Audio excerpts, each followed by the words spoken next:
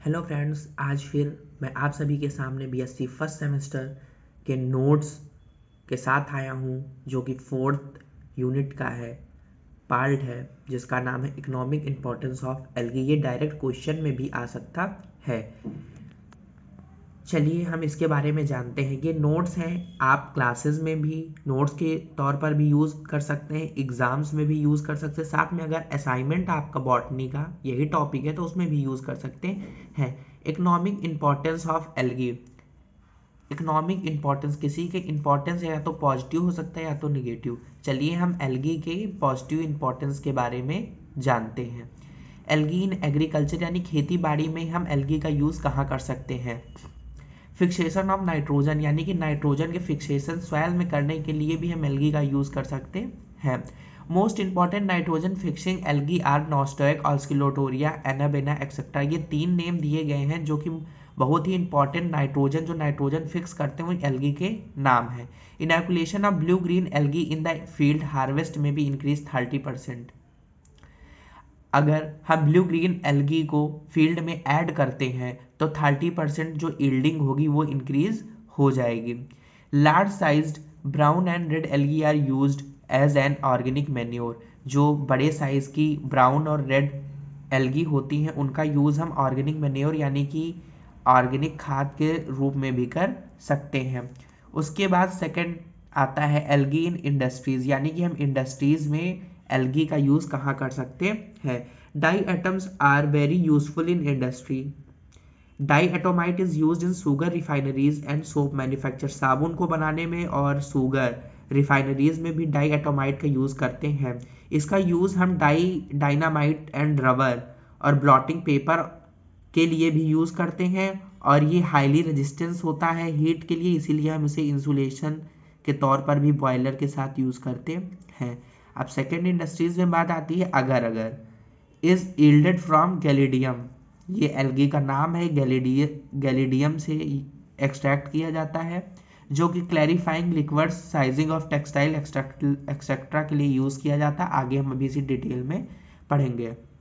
अब बात आती है कैराजिनाइन।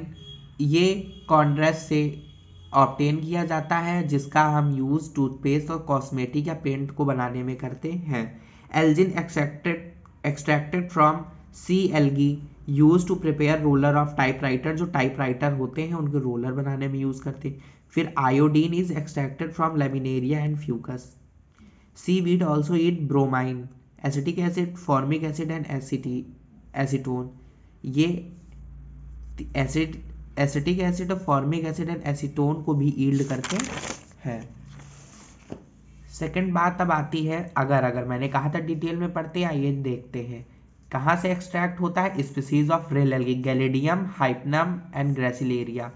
It is gel. ये एक प्रकार का जेल है जिसमें गैलेक्टोज और सल्फेट पाया जाता है। इसका मेल्टिंग पॉइंट जो होगा वो 90 और 100 डिग्री फ़ारेनहाइट में होगा। अब इसका यूज़ हम कहाँ कहाँ करते हैं।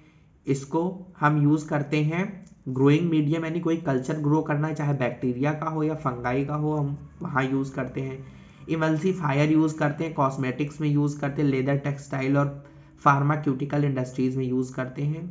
फिशिंग की कैनिंग के लिए होता है, मेडिसिन के तौर पर भी यूज़ करते हैं, साथ में लुब्रिकेंट भी यूज़ करते हैं। For tungsten wire and photographic film के लिए भी यूज़ करते हैं। अब बात आती है कि खाने के यूज़ में, खाने के रूप में एल्गी क्या काम करता है। एल्गी एज फूड, यानी खाने के रूप में एल्गी कहाँ खाई जाती है। कंटेन्स न्यूट्रिटिव मैटर्स, उसके अंदर बहुत न्यूट्रिएंट्स होते हैं, इसीलिए हम उसे खाने के रूप में यूज़ करते हैं। पोरफाइरा टेनेरा वेरी पॉपुलर, जापान में है ये। पोरफाइरा टेनेरा एक एल्गी का नाम है जो कि जापान में खाई जाती है। Dried chondrus crispus is used in puddings and jellies in Ireland. Ireland में इसका हम पडिंग्स और जेलीज में यूज़ करते हैं, आयरलैंड में। उसके बाद chlorella have high percentage of protein and all vitamin. सभी विटामिन और प्रोटीन, सॉरी यहाँ पे प्रोटीन की स्पेलिंग गलत हो गई है, एंड ऑल विटामिन, इसमें जो परसेंटेज होता है कोलेरा में बहुत हाई होता है। उसके बाद आ जाते हैं रोहोडाइमीनिया, पाल्मेटा, ये स्कॉटलैंड में तंबाकू की तरह चबाया जाता है। इसके बाद आते हैं पोरफेरा, ये एक रेड एल्गी है। ये सॉलो डीप वाटर में ग्रो करती है। प्रोटीन और कार्बोहाइड्रेट की मात्रा इसमें बहुत पाई जाती है और ये विटामिन बी एंड सी का हाई सोर्स होता है। ये कॉमन फूड है कहाँ पर? जापान में। इसका यूज़ हम पेस्ट और डोरी, जिसको हम डोरी के नाम से बुलाते हैं जापान में, वहाँ यूज़ करते हैं। चाइना में इसी को सैटसाई कहते हैं। अब हम एल्गी का यूज चारा यानी कि फॉडर की तरह कहाँ करते। Microcystis is eaten by chicken and cattle in California. California में इसको हम चारे की तरह यूज करते हैं। Seaweeds such as laminaria, fucus, sargassum are used as fodder. ये नाम है कुछ, इनका यूज हम करते हैं फॉडर की तरह। एल्गी इन मेडिसिन, सबसे पहली एंटीबायोटिक जो थी जिसका नाम था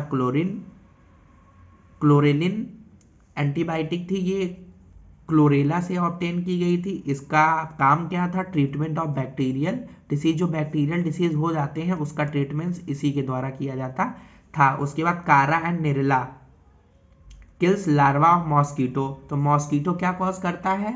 मलेरिया। तो ये इसका हेल्प, इसके द्वारा हेल्प क्या होती है? ये मलेरिया, जो मलेरिया फैलती है उसको कंट्रोल करने में ये मदद करते हैं। उसके बाद आते हैं algae as mineral.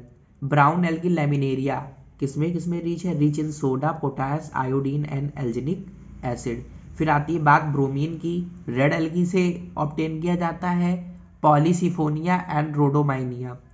Important minerals इसके अंदर पाए जाते हैं जैसे कि copper, iron, zinc, cobalt, vanadium and manganese, boron, chromium.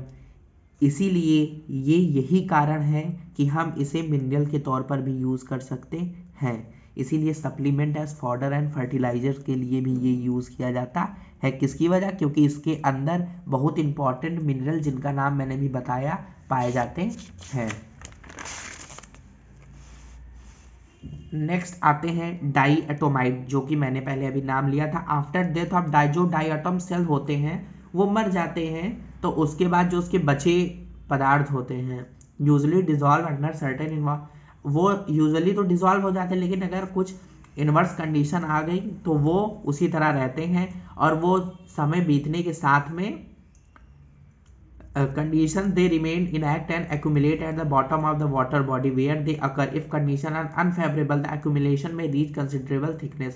अगर अनफेवरेबल कंडीशन उसी तरह बनती नहीं और डिजॉल्व नहीं हुए तो एक मोटी सी लेयर बना लेंगे जिसको हम डाईएटोमाइट कहते हैं। सिंपल वर्ड्स में कोई पूछे तो कह दो deposit of diatomaceous are known as diatomite. Next हम आते हैं एल्गी एज बायो फर्टिलाइजर्स, यानी बायो फर्टिलाइजर्स की तरह एल्गी हम कहाँ यूज कर सकते हैं और कौन सी एल्गी ये काम में आती है। Blue green algae act as nitrogen fixing agent. Rice field में ब्लू ग्रीन एल्गी यूज का एक्ट करती है नाइट्रोजन फिक्सिंग। नेक्स्ट आते हैं blue green algae and azolla constitute a system which is the main source of algal biofertilizers in South East Asia. जो blue green algae और azolla है वो एक सिस्टम बनाते हैं जो कि मेन सोर्स होता है एल्गल, यानी एल्गी के थ्रू जो फर्टिलाइजर्स प्रोड्यूस होते हैं उन्हें हम एल्गल फर्टिलाइजर्स कहते हैं, जो कि साउथ और साउथ ईस्ट एशिया में यूज होता है। Larger brown and red algae are used as organic manure. अगर आपसे कोई पूछे कि ऑर्गेनिक मैन्योर के रूप में सबसे ज्यादा कौन सी एल्गी यूज होती है तो brown and red algae. Blue green algae helps in reclamation of saline and alkaline soil, making fertile and cultivable land. जो blue और green algae होती है वो saline and alkaline soil, जो soil होता है उसकी fertility को maintain करता है, reclaminate यानी recover करता है, इसीलिए वो land को fertile और cultivable बना देता है। Algae in disposal of sewage, Chlorella euglena and Clastodomonas helps in mineral recovery. जो सीवेज होता है उस में जो वाटर होता है उसकी मिनरल रिकवरी में ये तीन बैक्टीरिया और अन्य भी मदद करते हैं। जो प्यूरिफाइड वाटर होता है सीवेज ट्रीटमेंट के बाद उसे हम इरिगेशन के लिए यूज कर लेते हैं और जो एल्गल वेस्ट यानी कि एल्गी का जो एल्गल वेस्ट बचता है उसे हम एज अ फॉडर भी यूज कर सकते हैं। नेक्स्ट अब पॉजिटिव इंपॉर्टेंस कंप्लीट हो गया, अब आते हैं हार्मफुल और negative importance. Algae and water supply, यानी एल्गी और वाटर सप्लाई में क्या रिलेशन है।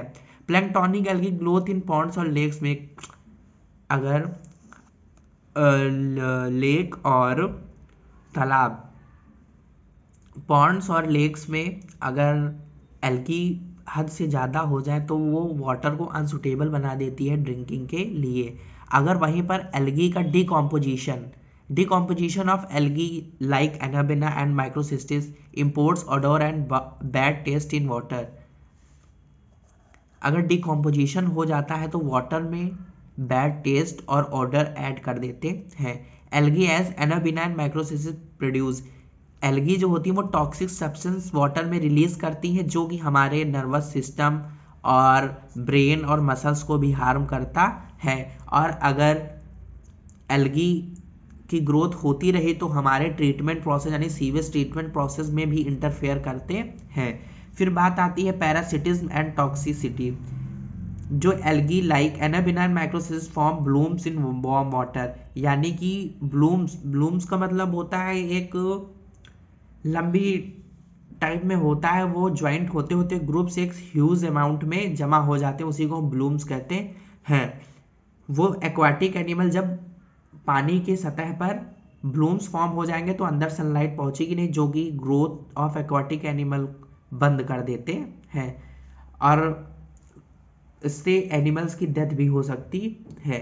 Seaweeds growing on metalling and wooden hull of ships have corroding effect. जो सीवीड्स देखो जहाज के निचली तल में ग्रो कर जाती हैं एल्गी, तो कोरोडिंग इफेक्ट होता है, जब वो नीचे ज़्यादा हो जाएंगे तो मशीनरी में प्रॉब्लम करने लगेंगी। एक्सेसिव ग्रोथ इंक्रीज फ्रिक्शन, जब वो ज़्यादा ग्रो कर जाएंगी ह्यूज अमाउंट में तो फ्रिक्शन इंक्रीज होगा, जब फ्रिक्शन इंक्रीज होगा तो सीप वगैरह को पानी में मूव करने में दिक्कत होगी। ये थे हमारे नोट्स, आइए आपको हम फिर से एक बार दिखा देते हैं। एंड मेरा टॉपिक कंप्लीट हुआ। आई होप आप सभी को ये वीडियो पसंद आई होगी। अगर आपको इसकी पीडीएफ चाहिए देन कमेंट।